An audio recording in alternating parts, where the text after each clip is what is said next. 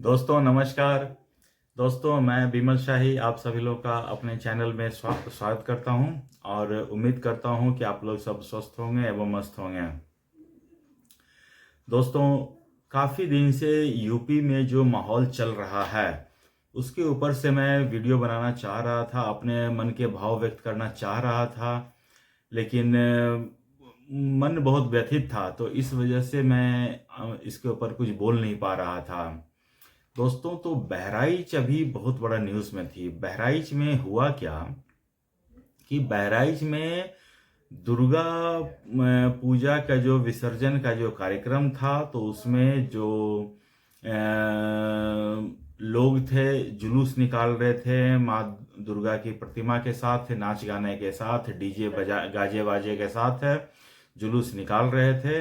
और जुलूस निकलना था एक बस्ती से जहाँ पर एक कुछ मस्जिद थी और कुछ मुसलमान समाज के मतलब उन समाज के लोग वहाँ रहते थे। तो जब जुलूस उस रास्ते से गुजरी तो वहाँ के कुछ लोगों को जो जो मुस्लिम्स थे उनको ये जुलूस निकालना पसंद नहीं आया और ये नाच गाना पसंद नहीं आया।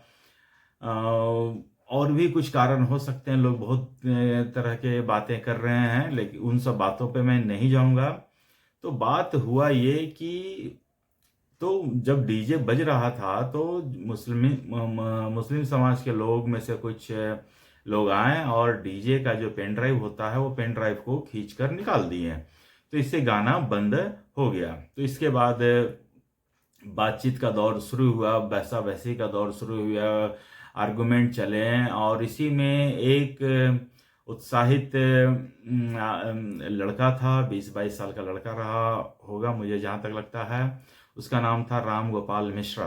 राम गोपाल मिश्रा एक मस्जिद पे चढ़ गया और मस्जिद पे चढ़ा था कि किसी के घर पे चढ़ा था, पता नहीं, घर पे चढ़ गया और वहाँ पर इस्लामिक झंडा था, उसको उसने हटा दिया। हटाने के क्रम में जो जो रेलिंग होती है छत के ऊपर, वो रेलिंग भी टूट गई और उसके बाद उस लड़के को गोली से भूंज कर रख दिया गया और उस घटना में उसकी मृत्यु हो गई। अब मृत्यु हो गई तो मतलब ये समझिए कि उस लड़के का नाम के आगे मिश्रा था, तो इससे तो ये साफ पता चल जा रहा है कि वो लड़का ब्राह्मण था। अब ब्राह्मण था तो यूपी के सारे नेताओं को अगर किसी ब्राह्मण की मौत होती है तो उससे तो कोई मतलब है ही नहीं। यूपी के सारे नेता जो अपोजिशन वाले हैं, खासकर जैसे समाजवादी पार्टी, कांग्रेस, बीएसपी, ये सब बीच बीच में बोलते हैं कि मैं हिंदू हूं, हम भी हिंदू हैं, राम हमारे हैं, हनुमान हमारे हैं। लेकिन जब एक हिंदू की हत्या हो जाती है तो जो हत्यारे हैं उनकी जब जाति या धर्म का पता चल जाता है तो वो चुप्पी साध लेते हैं। मतलब कि मर्डर जैसे संगीन मामला में भी लोग जाति और धर्म देखकर विरोध करते हैं। ये एक एक बहुत विचित्र मतलब कि हालात बन गई है यूपी में या देश में, पूरे भी देश में कहीं भी आप देखिए यही हालात चल रहे हैं। अगर आप हिंदू हैं, अपर कास्ट के हैं, इसका मतलब कि आपकी मौत की कोई कीमत नहीं है, लोग आपकी मौत की कोई वैल्यू नहीं देंगे। तो चलिए ठीक है, वो अगर नहीं देते हैं तो ना दें। तो योगी सरकार बहुत दिन से जो आरोपी थे उनके ऊपर एफआईआर दर्ज करके उनको ढूंढ रही थी। लगातार पुलिस गश्त कर रही थी, उनके ऊपर दबिश डाल रही थी, मतलब कि उनका पीछा कर रही थी। और आज दोपहर को ये न्यूज़ आया कि जो पांचों आरोपी हैं वो जो घटना वाले जो वेपन थे, जो हथियार होते हैं, उनको लेकर नेपाल भागने की फिराक में थे। और पुलिस को किसी तरह ये सूचना मिल गई, जानकारी मिल गई और पुलिस फिर उनका लोकेशन को ट्रेस करके उनके पीछे भागी और उन लोगों को पकड़ने का कोशिश किया। लेकिन वो लोग जो थे उन लोगों ने पुलिस के ऊपर ही फायरिंग की और पुलिस ने फिर जवाबी फायरिंग किया तो और 2 लड़कों का इनकाउंटर हुआ।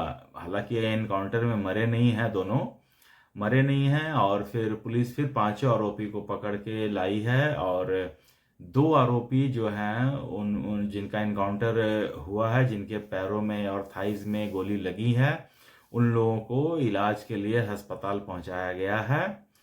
तो अब असली खेला यहां से स्टार्ट होता है। जब राम गोपाल मिश्रा को गोली लगती है उन उन कातिलों द्वारा, उन आरोपियों द्वारा, तो सारे लोग चुप थे।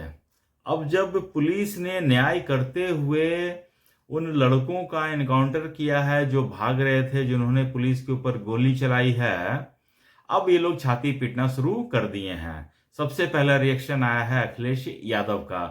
अखिलेश यादव तो बिल्कुल बेचैन बेचैन हो गए हैं कि भैया अब उनके वोट बैंक का अगर एनकाउंटर होता है तो ये तो बहुत तकलीफ है। तो अखिलेश यादव पूरा रोने लगे, नाचने लगे हैं कि भैया ये कैसे एनकाउंटर कर सकते हो, पुलिस हत्या कर रही है, योगी सरकार हत्या कर रही है। जब मिश्रा का एनकाउंटर, मिश्रा का मर्डर हुआ था, राम गोपाल मिश्रा का मर्डर हुआ, तो अखिलेश यादव सिर्फ इतना ही कहे कि भाई ये पुलिस का फेलियर है, सरकार का फेलियर है। मुझे नहीं लगता उन्होंने कोई स्टेटमेंट भी दिया है। लेकिन आज जब उन आरोपियों का एनकाउंटर हुआ है तो उनको बड़ा दुख लग रहा है। इधर कांग्रेस से भी स्टेटमेंट दे रही है, कांग्रेस के नेता कह रहे हैं कि ये फर्जी एनकाउंटर है। अरे इसमें मरा नहीं है, इसमें सिर्फ पैर में गोली लगी है, फिर भी आप इसे फर्जी एनकाउंटर बता रहे हैं। इधर कांग्रेस के एक और नेता हैं, वो भी बोल रहे हैं कि ये एनकाउंटर फर्जी है, पुलिस आरोपियों को मतलब कि नाम और जाति देखकर, धर्म देखकर एनकाउंटर कर रही हैं। ओवैसी साहब भी इधर अलग से चिल्ला रहे हैं कि ये एनकाउंटर हुआ, फर्जी एनकाउंटर हुआ, इनको बचाना, इनकी जांच होनी चाहिए। मतलब कि मिश्रा, राम गोपाल मिश्रा का मर्डर हो जाए तो इन लोगों के कान के ऊपर जूं नहीं रहेंगी। मिश्रा है, मर गया तो मर गया, लेकिन जो आरोपी हैं वो मुस्लिम हैं, ये मर गए तो इनको बहुत तकलीफ है। तो तुमको तकलीफ होता है, अखिलेश यादव, राहुल गांधी, इमरान मसूद, तुमको तकलीफ होता है तो हो। हमें तो ये योगी महाराज जी का जो न्याय प्रक्रिया है, एनकाउंटर वाली जो पॉलिसी है, वो मुझे सही लगती है। मुझे लगता है कि न्याय त्वरित होना चाहिए। आप चाहते हैं कि ये मामला अदालत में जाए, जहां सालों साल ये मामला चलता रहे।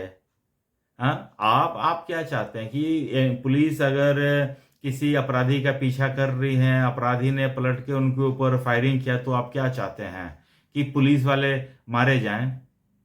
आप क्या चाहते हैं कि एक हत्या के पीछे 2 हत्या और हो, पुलिस उनके ऊपर पलटकर फायरिंग न करे? अगर आप ये सब चाहते हैं तो आपके लिए योगी सरकार फिर नहीं है, आप अपोजिशन में बैठने लायक ही हैं। अखिलेश यादव, आप तो वही आदमी है ना जो टेररिस्ट का केस वापस लिए थे। तो आपके लिए सरकार क्या है, आप किनके लिए काम करते हैं, ये आपकी मंशा, आपके जो कालखंड था जब आप शासन में थे, तो ये साफ साफ दिख रहा था। और ये जो सरकार है, इनकी शासन करने की क्या व्यवस्था है, क्या मंशा है, ये हम लोग देख रहे हैं। और जनता को कुछ फैसला अच्छे लगते हैं, कुछ फैसला पे डाउट होता है, जिनको जो समझ में नहीं आता वो नहीं बोलते हैं। तो योगी सरकार का ये जो फैसला है मुझे तो बहुत अच्छा लगा, और मुझे तो लग रहा था कि सारे को, मतलब कि सारों का एनकाउंटर होना चाहिए था। जो आप एक बात सोचिए, योगी जी यूपी के मुख्यमंत्री हैं पिछले 10 साल से, और 10 साल में इतना कठोर मतलब कि एक्शन वो लेते हैं, उसके बावजूद इन लोगों की इतनी हिम्मत है कि अगर जुलूस निकल रहा है और उसके ऊपर जुलूस में से लोगों को खींच के जाकर उसकी हत्या कर रहे हैं, तो सोचिए इनकी हिम्मत कितनी बढ़ गई है। तो सोचिए, जब योगी के राज्य में ये हालत है, योगी के राज्य में स्थिति है, तो सोचिए जो secular state, so called secular state है, जैसे बिहार हो गया, पश्चिम बंगाल हो गया, जहां पर कांग्रेस का या स्टेट का जो दूसरे का जो दल का शासन है, वहां क्या क्या होता होगा, आप जरा अनुमान लगाकर सोचिए। आपकी रूह कांप जाएगी इन लोगों की, इन इन इन स्टेट्स में लोगों की हालत को देखकर। यहाँ इतनी भयंकर स्थिति हो रखी है भारत में। आज आज यहाँ आज भारत में जो हिंदूज हैं वो मेजोरिटी में हैं, तब तो इनके ये लोग जो है इनको जूस में मूत्र मिलाकर दे रहे हैं और थूक लगा हुआ रोटी दे रहे हैं। मतलब कि जब ये माइनॉरिटी में है तो सोचिए ये इन लोगों की हिम्मत इतनी है। जस्ट इमेजिन कि मतलब कि अगर जिस दिन ये लोग मेजोरिटी में आ गए हैं तो ये लोग क्या हालत करेंगे, ये आप सोच नहीं सकते हैं। आप स्वयं देखिए ना, पाकिस्तान जब बना था 1947 में, तो करीब वहां भी 10% हिंदू थे। उन लोगों ने कितने अत्याचार सह के, मतलब कि या तो उन लोगों को मार दिया या फिर वो लोग आज इस्लाम में कन्वर्ट होके बैठे हुए हैं। आज वहाँ 1 या आधा % हिंदू बचे हुए हैं, और उतने ही मात्रा में भारत में उस समय मुस्लिम बच गए थे, करीब 10-12%। आज देखिए 18-20% है।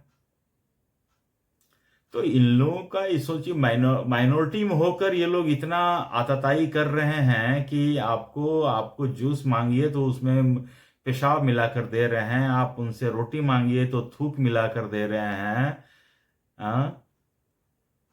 सोचिए जिस दिन ये लोग मेजोरिटी में आ जाएंगे क्या करेंगे। इन लोगों ने अपने अलग अलग रास्ते बना रखे हैं कि ये मुस्लिम इलाका है, यहाँ से आप जा नहीं सकते हैं, यहाँ से आप जुलूस निकाल नहीं सकते, यहाँ से आप कांवड़ यात्रा निकाल नहीं सकते हैं, यहाँ पर आप धार्मिक भजन गा नहीं सकते हैं।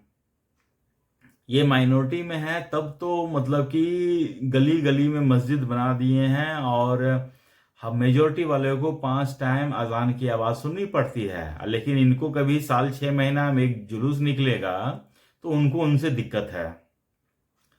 तो ये तो बहुत खराब व्यवस्था भारत में बन रही है। और इसमें सबसे ज़्यादा मतलब कि जो सुप्रीम कोर्ट के जजेस हैं, मैं उन्हें कसूरवार मानता हूँ। सुप्रीम कोर्ट के जज, आज आप हिंदू बहुल राष्ट्र में रह रहे हैं, इसीलिए आप बहुत ज़्यादा सुरक्षित महसूस करते हैं।